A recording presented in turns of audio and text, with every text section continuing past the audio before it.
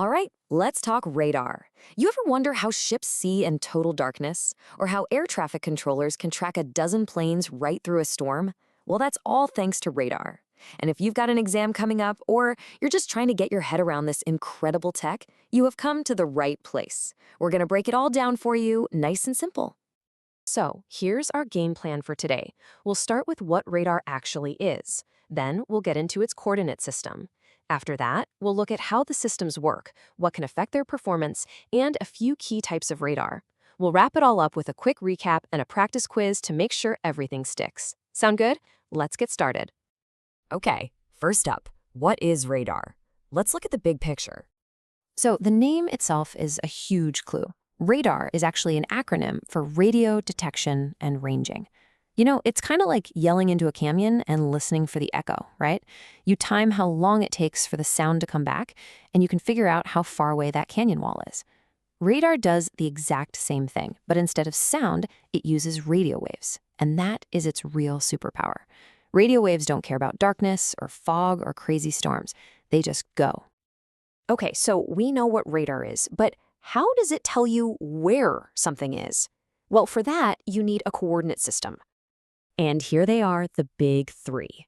To pinpoint any target in 3D space, a radar just needs to answer three simple questions. First, how far away is it? That's what we call range. Second, which direction is it? That's its bearing. And third, how high up is it? That's its altitude. You get those three pieces of information and bam, you've got a lock on its exact position. So let's break that down. First up, range. This is the most fundamental piece of the puzzle. Just like with that canyon echo, the radar sends out a little pulse of energy. It then waits for that pulse to hit a target, bounce off, and come back. It times that round trip, and because radio waves travel at the speed of light, a constant we know exactly, it's just a simple calculation to turn that time into a super precise distance. All right, so we know how far. Now we need to know which way. That's where bearing comes in. It's simply the direction to the target, measured as an angle, just like on a compass. And how does the radar know this? Easy. It just checks which way the antenna was pointing the exact moment it heard that echo come back. Now this is a super important point, especially for an exam. You gotta know there are two ways to measure bearing. The first is true bearing. Think of this like a real compass. It's always measured from true north, which never moves. Then you have relative bearing. This is all about your perspective. Imagine you're on a ship. Dead ahead is a relative bearing. If your ship turns, dead ahead turns with you, right? But true north, well, that stays put. And finally, we have altitude. This is what gives us our third dimension, the up and down. The radar just measures the vertical angle, the elevation, from its flat plane up to the target. So put them all together, range, bearing, and altitude, and you have a complete, perfect 3D fix on your target. Simple as that. Okay, so we know what a radar measures. Let's peek under the hood and see how it all works. All right, here's the basic flow. It starts with the modulator, goes to the transmitter, then the antenna, which is managed by the duplexer, then to the receiver, and finally, the indicator. Now, let's make that make sense. Think of it like a factory line. The modulator is kind of like the boss, setting the timing and yelling, go. The transmitter is the big, powerful machine that actually generates the burst of energy. The antenna, well, it does two jobs. It's the shipping and receiving department. Now, to do both, it needs a duplexer. This thing is absolutely crucial. It's like a traffic cop that lets the antenna shout really loud and then immediately lets it listen for a tiny whisper without the two interfering. After that, the receiver grabs that faint echo, cleans it up, and amplifies it. And finally, the indicator is just the screen where you, the operator, get to see all this information. So we've got this system down, but it's not always perfect. Let's talk about what can affect its performance and make it harder to see clearly. Okay, let's talk about resolution.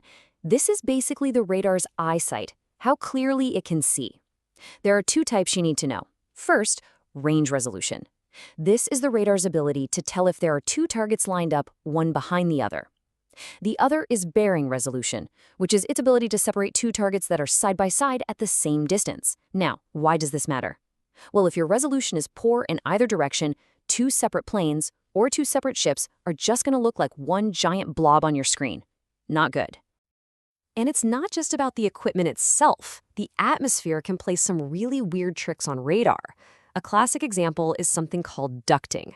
This happens when you get a layer of cool air trapped under warmer air. That layer acts like a channel or a duct that can trap radar waves and bend them around the curve of the Earth. Sometimes this is amazing. It lets you see things way, way over the normal horizon. But it can also be incredibly dangerous because it can create huge blind spots where you can't see a thing. All right, now that we've got the basics down, let's look at a few key types of radar systems. Because, you need the right tool for the right job. So, there are tons of specialized radars out there, but let's focus on three main types you'll often see together.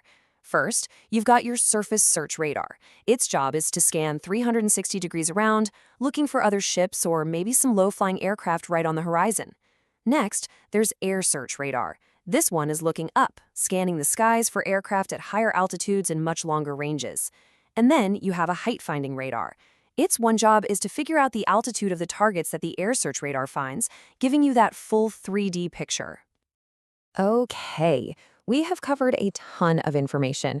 So now it's time for the most important part of any study guide, the recap and the practice quiz. This is where we lock it all in. Ready to test your knowledge? All right, rapid fire recap, let's go. Radar, radio detection and ranging. Range, distance to the target. Bearing, direction to the target. Altitude, height of the target. A pulse radar, that's the system using timed bursts of energy. Resolution is the ability to tell targets apart. And ducting is that weird atmosphere condition that affects your range. Got it? Good. Okay, question number 1. What are the 3 basic coordinates a radar system uses to locate a target? Think about that 3D space. And the answer is range, bearing, and altitude. How far, which way, and how high? Next up, what's the difference between true bearing and relative bearing? Remember those 2 different reference points. The answer is true bearing is referenced to a fixed point, true north.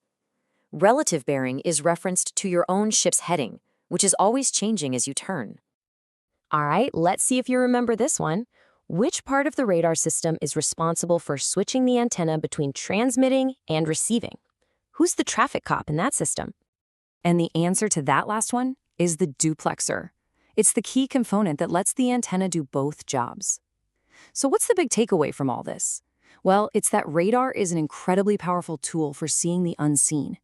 And understanding these basic principles, range, bearing, and how the whole system works is your first step to really mastering it. So here's the final test for you. Can you explain all this to someone else? That's when you know you've really got it. Good luck with your studies.